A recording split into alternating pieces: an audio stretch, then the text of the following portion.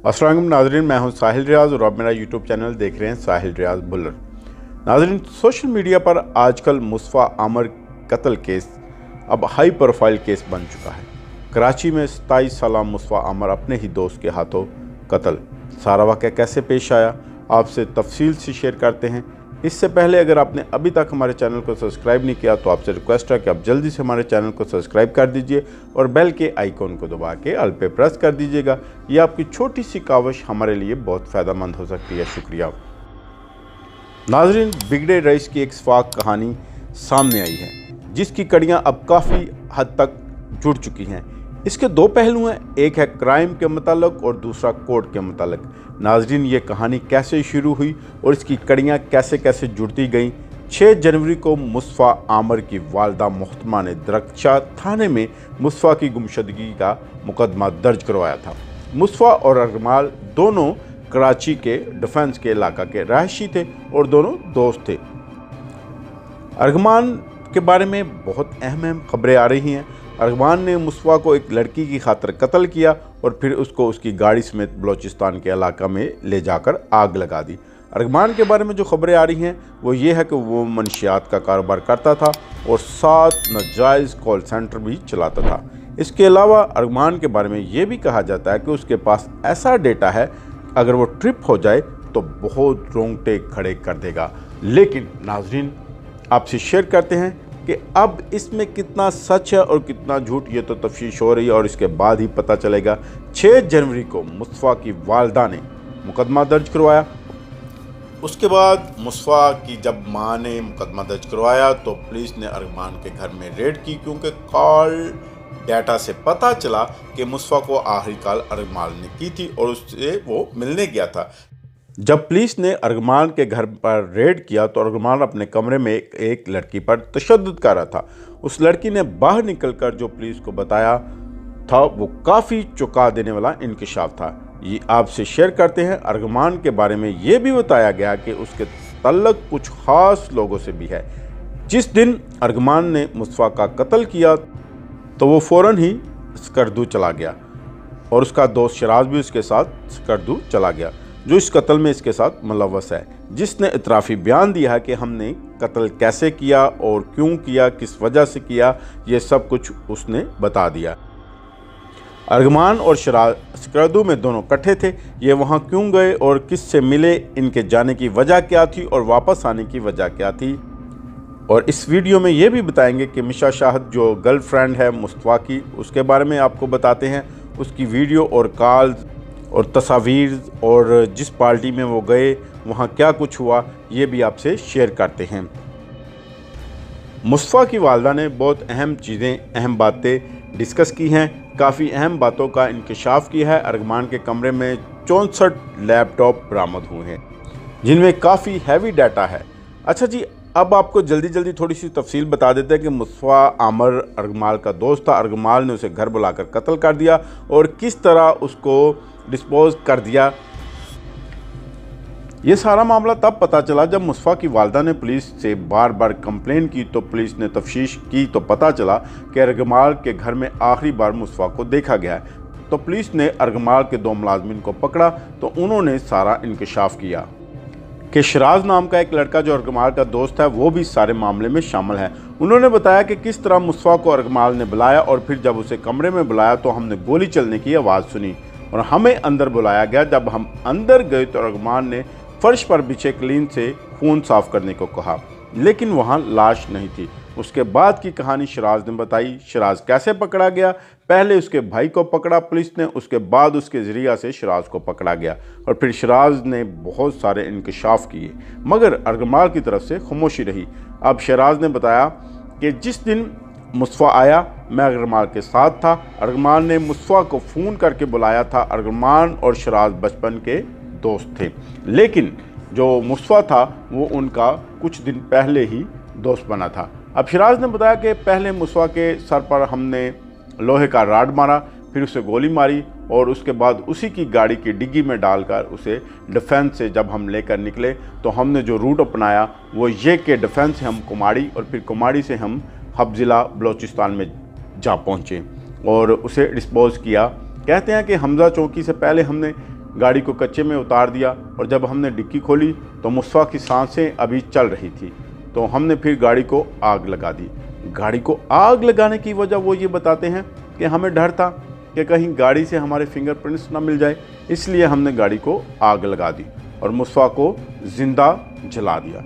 उसके बाद हम 3 घंटे पैदल चले, लेकिन हमें कोई सवारी नहीं मिल रही थी। फिर हमने एक होटल से खाना खाया और उसके बाद हमने रात एक मस्जिद में गुजारी और सुबह सवेरे हम वहाँ से निकले और हमने एक सुजुकी किराए पर ली और सुजुकी वाले को हमने 2000 रुपया दिया और हमको वो कराची चुरंगी पर ले आया। उसके बाद हमने एक रिक्शा लिया और हम डिफेंस पहुँचे और डिफेंस से हमने एक उबर करवाई और हम घर पहुँच गए। और इस तरह सारे वाक़े के बाद शराज और अर्गमाल स्कर्दू पहुँच गए। अर्गमाल कराची से इस्लामाबाद और इस्लामाबाद से फिर स्कर्दू पहुँचा और उसके चंद दिन के बाद शराज भी उसके पीछे जा पहुँचा। शराज कराची से लाहौर और लाहौर से स्कर्दू पहुँच गया और उसके बाद वो 28 जनवरी तक वहीं ठहरे रहे और पीछे से बार बार ये रिपोर्टें लेते रहे कि कहीं उनकी कराची में कोई मुखबरी तो नहीं हुई, किसी को पता तो नहीं चला इस सारे मामले का। फिर उसके बाद शराज सबसे पहले कराची आता है और अर्गमाल को क्लीन चिट देता है और कहता है कि यहाँ सब कुछ ठीक ठाक है और फिर अर्गमाल कराची वापस आ जाता है। और कराची आने के बाद वो अपने घर में ही होता है और पुलिस की रेड हो जाती है। जब पुलिस की रेड होती है तो ये लड़का अर्गमाल अपने कमरे में एक लड़की के साथ, अच्छा यहाँ पे आपको इंटरेस्टिंग बात बताते हैं कि उसके घर के इर्द गिर्द 35 से ज़ायद कैमरे निस्ब थे जो कि उसके घर के आसपास लगे हुए थे और बड़ी हैवी मशीनरी उसके कमरे में लगी हुई थी। करोड़ों का असला और घर में कीमती गाड़ियाँ थी और ये जो घर था वो किराए पर लिया गया था और घर के मुलाजमीन उसके जो मुलाजमीन थे उसे नाम से नहीं बल्कि बॉस कहकर बुलाते थे। जब पुलिस यहाँ छापा मारती है तो अर्गमाल मसलसल उन्हें कैमरे से ऑब्जर्व कर रहा होता है। बताया जाता है कि उसने 4 घंटे तक पुलिस को उलझाए रखा, अपने गार्ड्स के ज़रिया से उन पर फायरिंग करवाता रहा और उसके कमरे में जो बड़े बड़े इम्पोर्टेड कंप्यूटर पड़े हुए थे वो उनका सारा डाटा कहीं और जगह दूसरी जगह ट्रांसफ़र कर रहा था, लेकिन उसने पुलिस को उलझाए रखा ताकि पुलिस उस तक ना पहुंचे। बड़ी हैवी मशीनरी थी और बड़ा हैवी जो बताया जाता है कि जी डाटा था जो वो साथ साथ ट्रांसफ़र कर रहा था और साथ साथ उस लड़की को भी मार रहा था जो उसके साथ उसने कमरे में बंद की हुई थी। उस लड़की को उसने बांधा हुआ था और उसके सर पर पिस्तौल तानी हुई थी और उसे कह रहा था कि तुमने मेरी मुखबरी करवाई है, तुम पुलिस को यहाँ पर लेकर आई हो।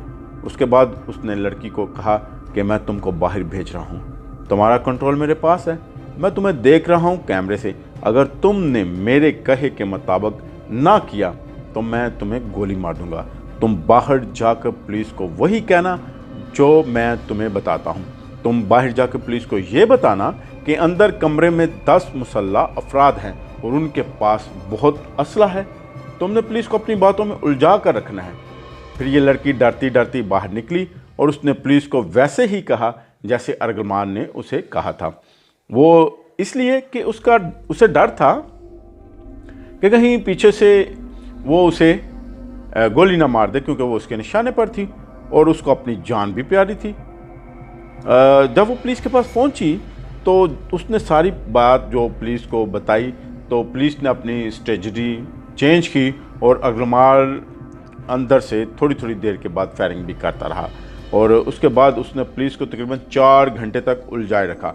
बाद में जब पुलिस अंदर पहुंची तो जब उसे गिरफ्तार किया गया तब भी वो अपने कंप्यूटर से छेड़छाड़ कर रहा था और कंप्यूटर पे काम कर रहा था, कोई अपना डाटा ट्रांसफ़र करने की कोशिश कर रहा था और सारे सिस्टम जो उसके थे वो ऑन पड़े थे। तो पुलिस ने इस तरह उसे गिरफ़्तार कर लिया। तो जनाब अब नाज़रीन ये देखें कि ये बहुत ही सेंसिटिव सारा मामला है। पहले ये उसका मुस्तफ़ा का कत्ल करता है, फिर वो उस लड़की को पकड़ता है और जो उसके पास जो हैवी डाटा है वो ना जाने किस चीज़ का है। अब पुलिस और दूसरे जितने भी अदारे हैं वो इसकी छानबीन कर रहे हैं। अब पता चलेगा जब इसकी सारी तफ्तीश मुकम्मल होगी कि ये डाटा सारा किसका था, किस मामले के लिए ये सारा डाटा इस्तेमाल कर रहा था। तो जब ये जैसे जैसे इसकी तफ्तीश आगे चलेगी तो ये सारा डाटा हमें पता चलेगा कि किस चीज़ का है। अब जो मुस्वा की वालदा माजिदा है वो जी कह रही है कि जी जो पुलिस है वो अरगमाल के साथ मिली हुई है, उन मिली भगत से मेरे बेटे को उन्होंने कत्ल करवाया है, क्योंकि मेरे बेटे की जो गाड़ी है वो ब्लैक शीशों वाली थी, उसको नंबर प्लेट भी नहीं लगी हुई थी, तो वो कराची डिफेंस से बाहर बलूचिस्तान कैसे चली गई? क्या उसको किसी ने नहीं रोका? कहीं पे उसके लिए कोई रुकावट नहीं खड़ी की गई कि ये जी बगैर नंबर प्लेट के ये कराची से बाहर कैसे जा रही है? इसमें वो कहती है कि जी पुलिस वाले शामिल हैं, उनका ये मानना है। उनका ये भी कहना है कि मेरा बेटा आज तक कराची से कभी बाहर नहीं गया, तो फिर मेरा बेटा उधर बलूचिस्तान में क्या लेने गया? मेरे बेटे की गाड़ी उधर कैसे पहुंची? ये सारे मामलात बहुत उलझे हुए थे। अब इनकी मज़ीद कड़ियाँ जो हैं वो जुड़ी जा रही हैं और आपस में ये जैसे जैसे जुड़ती जा रही हैं वैसे वैसे इनको खोलने की कोशिश भी की जा रही है। अब ये सारे मामलात आपके सामने आ रहे हैं मीडिया पे। ये एक बहुत हाई प्रोफाइल केस बन चुका है। मुस्तफ़ा आमर के कत्ल केस में बहुत ज़्यादा पेचीदगियाँ नज़र आ रही थी, बहुत ज़्यादा इसमें आप कह रहे हैं कि उलझने थी, लेकिन इसको अब सुलझाने की कोशिश की जा रही है। बहुत से अदारे इसमें इन्वॉल्व हो रहे हैं। जो पुलिस का पहला अमला इसकी इन्वेस्टिगेशन कर रहा था इस केस की, सुनने में ये आ रहा है कि जी उस सारे अमले को चेंज कर दिया गया है। अब नया सारा अमला इस पे इन्वेस्टिगेशन कर रहा है। अब देखते हैं कि ये इसकी इन्वेस्टिगेशन कहाँ तक पहुँचती है और इसकी कड़ियाँ कहाँ तक खोली जा सकती है। तो नाज़रीन, आपने अगर अभी तक हमारे चैनल को सब्सक्राइब नहीं किया तो आपसे रिक्वेस्ट है जल्दी से आप हमारे चैनल को सब्सक्राइब कर दीजिए और बेल के आइकॉन को दबा के ऑल पे प्रेस कर दीजिएगा। शुक्रिया।